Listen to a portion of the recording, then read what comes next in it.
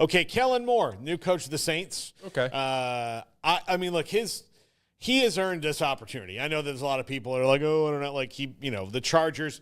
Here's the thing: the Chargers was a losing proposition because Brandon Staley, lame duck coach, bet you is going to be his defensive coordinator because he was a great defensive coordinator. Right. But when it came down to, all right, 4th and 17 from our own 9, and Brandon Staley's like, you know what? There's 38 minutes left in this game. We're going for it. When are we going to get an opportunity like this again? Hey, Coach, we need to call a timeout. There's 5 seconds left. Whatever. Yeah. Timeouts are for pussies. Like that. Sure. Yeah. You know what? I will take him with me because guess what? Next week I'll have 6 timeouts. Didn't think about that. No. Big brain over here. Big brain math. Yeah. And you know what? I'm not going to use those either. So by the time that we play the Chiefs, I'll have 18 timeouts. Yeah. What are you going to do with that, Andy Reid, and your 3? Come on. Andy Reid, also not great at calling timeout. Yeah. Nobody wants to talk about it. The NFL head coaches, like, who's the head coach for the McVay?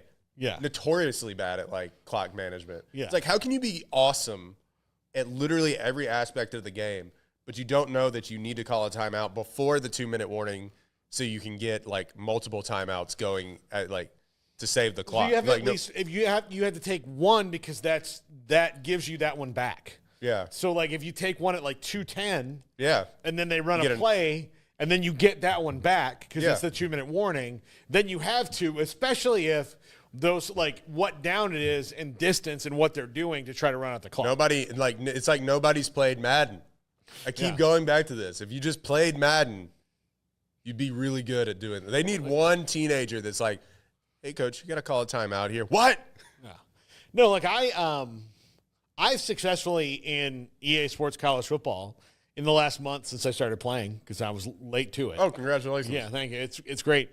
I have gotten pretty good at calling 2 timeouts with a 2-minute timeout when the other team has the ball, middle eight, or whatever, the middle 4 in that game, and using 1 timeout in 30 seconds to get down the field and kick a field goal.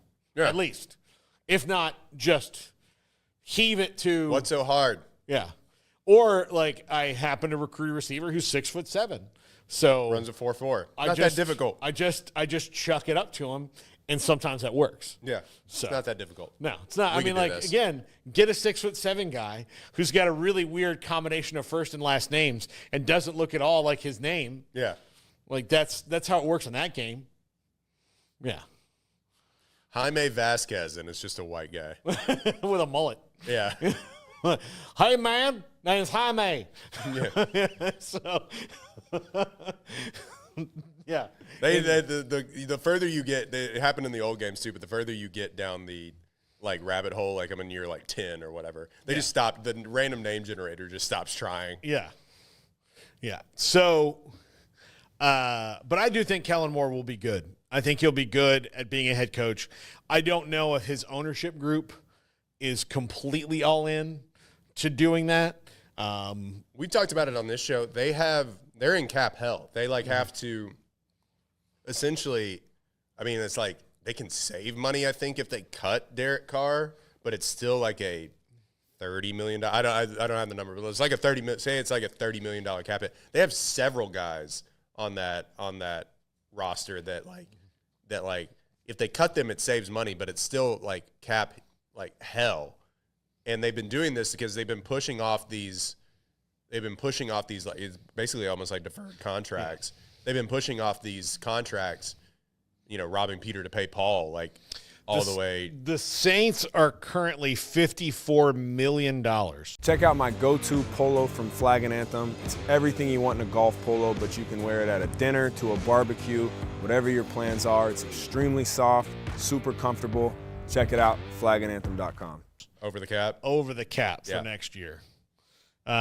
Just to pay older and older players. Yeah. And the bill certainly, will never come due. I'm sure we'll win a Super Bowl with like whatever we have. And it's just like they went like, so 8-8 for 5 seasons in a row.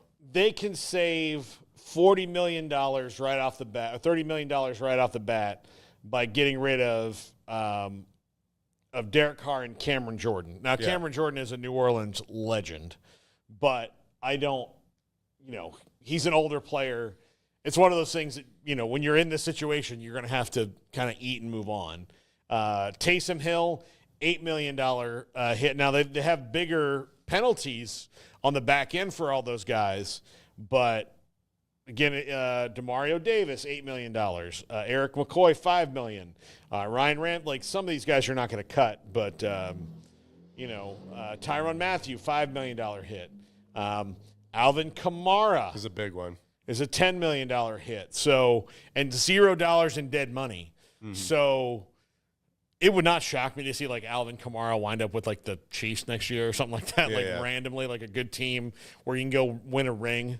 Because he's still a good player, but and it's not like they can trade them and save the money. It's like they get the cap hit if they trade them, no matter what stuff. That's like one thing I'll never understand about cap hits of where I'm going to trade this guy. You're you have this contract now, but we're still going to have dead money. Yeah. But I know that's how they keep parity there. See, some of these guys are just young. In an ideal world where everybody stays and you have these semi-aging players mm-hmm. and Derek Carr, say he comes back healthy and I have my own problems with Derek Carr. So hold on. I had that backwards. They can save if they get rid of Carr, Jordan, Taysom Hill, which I know will be hard to do, and Tyrann Mathieu and say Kamara's $10 million in dead money. I'm sorry, I had it backwards. So no, they just need to keep him. Because they don't save money with him either. He's going to be – if they cut him, they're not really saving anything. So, if they got rid of those guys, they can be under the cap, but then you got to sign your draft picks. You got to fill in other things. So they really need to hit in the draft, a draft where they don't have a ton of picks. So, yeah, I mean it's unfortunate he was picked. I mean you always want to take the opportunity to be an NFL head coach because you never know when it's going to come again or if it's ever going to be available to you again. But there are certain jobs in the NFL, when the Texans were actively tanking and they hired 3 coaches in 3 years or something like that. David Culley was the biggest sacrificial lamb that I've ever seen, and God bless him. I think he still lives in Houston. Is he knew the deal and got paid good money to and he's just yeah, it didn't work out, whatever. But Kellen Moore is a young guy. What is he? Is he even 40 yet? He is. Yeah. So it's but who's a really good offensive mind. But at a certain point, some of these coaches and Ben Johnson did the exact same thing where he's no, I'm just going to go back to the Lions to try and win a Super Bowl to get a better deal because he looked at the market and was actually, this kind of sucks, and I don't want to. And maybe he should have taken the Washington job when it was offered to him a few years ago. But maybe this isn't all that it's being a head coach of a bad team or a bad franchise isn't all that it's cut out to be. Because I'm not going to sit here and be, take the shrapnel for bad personnel decisions that have happened 5 years before I got here and bad ownership before I got here. I'm not going to do it. Now, he did take it. I was saying if all of a sudden, say everybody comes back healthy and you go to war with these semi-aging players, is there a reality where you could win a bad NFC South? Yeah. Mm-hmm. Sure. You also have to count on if Chris Olave gets one more concussion, he may retire. You have to count on that too, because he's been off concussed his entire career. He's had way more than I think people he's had the same amount of concussions as Tua has had, mm-hmm. and it's just not really talked about as much. Yeah.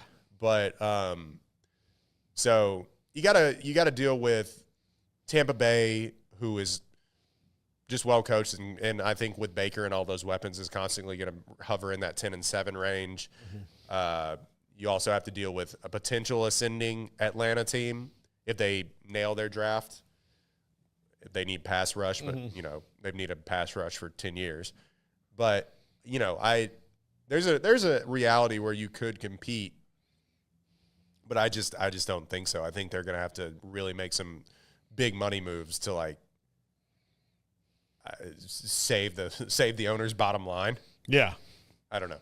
they are, and we'll see. We'll see when it all comes down. By the way, the Eagles, whose cap bill, it'll come due in 26 if they don't keep manipulating it. But they have $18 million under the cap right now, and most of this roster under contract. So Zach Bond is going to need a contract, and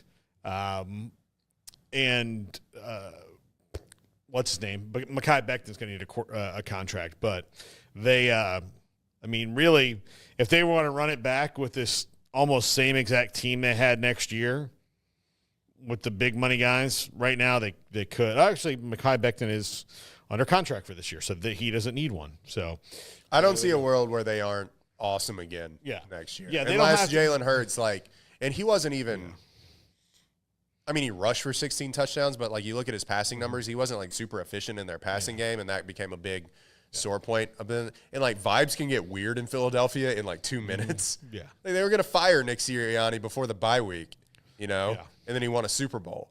But vibes can get weird there in an instant, but there's no reason why they can't run roughshod, 1 over that division, but 2 over like the rest of the NFC, especially if what they win. They won like they basically won out the rest of the season after the bye week. They had 1 weird week where Kenny Pickett, who, hey, shout out, took snaps in a Super Bowl, Kenny Pickett. That's gross. Gross, Kansas City. Ew. You let Kenny Pickett throw a pass in a Super Bowl game. Anyway, by the way, that prop hit over 1.5 players to throw a pass. Yeah. By the way, just out of curiosity, I pulled up the Cowboys dead money situation. Why did you do that? Well, I mean, like they're currently Schadenfreude? $2 million over the cap. But if they cut Terrence Steele, they would save $14 million and only have a $4 million dead cap hit. So, to me, if you're on this side of it, I would keep that. If you're on the more dead money side, you might as well keep him.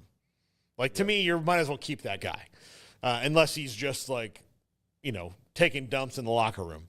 But if you're on this side of it and you're like, you know what, we could be under the cap if we just said, all right, Terrence, bye, and we'll figure out right tackle. I would move Tyler Guyton over there. I would move Tyler Smith out to left guard or left tackle, and then I would. But that means they're going to have to get 2 linemen because Zach Martin's not going to come back. So, more than likely. But is there a world where Jerry Jones ever is like, we'll just tank it? No, there's not. Okay, there's not. Now he was pushed to that point after the '90s, the Dave Campo years, where all that money came due after the first round of salary cap, and they had the 3, 5, and 11s in a row, and he'll never do that. He'll never do that. The circumstance would have to come upon them. Like they lose enough when the circumstance, like when Dak gets hurt or Romo gets hurt, like they just can't win without him for the whole year. So it's over. That's it. But yes. Well, people are still talking about you if you're bad too. Yeah. Can you believe what's going on with the Cowboys? Click. Yeah, exactly. Well, Roy and I have one more